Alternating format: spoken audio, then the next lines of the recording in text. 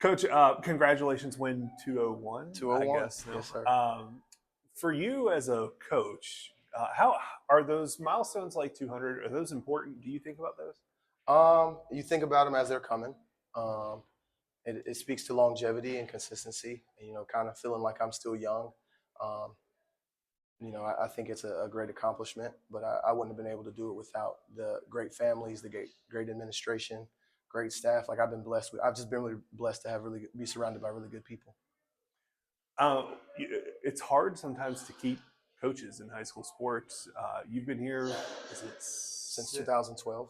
Okay, so it's a long time since Yeah. you've been here. What keeps you going in public school, high school athletics at the same school? I'm just going to be very honest. It doesn't feel like work.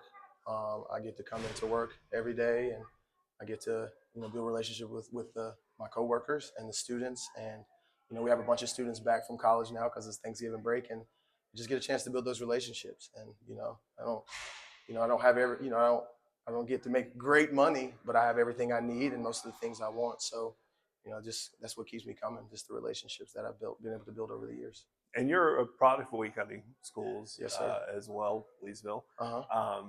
Did you know that this was the path you wanted to go when you were in high school? I don't think I thought there was another path. With my dad, who's been by my side, he's not coaching this year for the first time in a long time, with me, but he was at the game tonight, and I emulated his greatness, and so I'm just proud to be Coach Rob in the hallways, and that's why I'm here. How much of an impact did your dad and his career have on the path you took?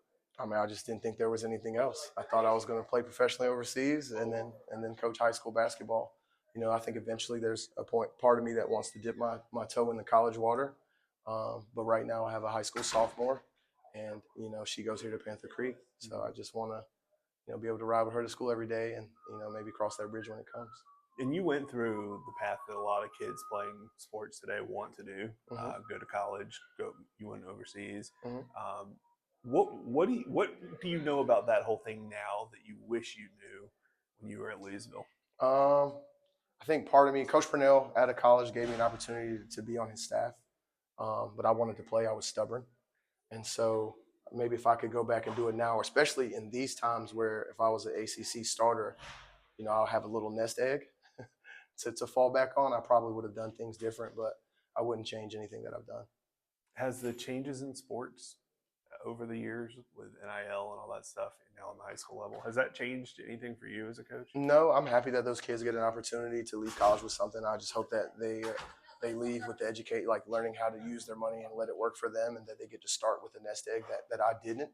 But no, I think they're getting what they deserve. I mean, I used to see my jersey on campus. I used to see myself on the screen, for commercials and stuff, and it'd be nice to have been compensated for that, but I mean, I'm just glad that those kids get an opportunity to make money for themselves and their families.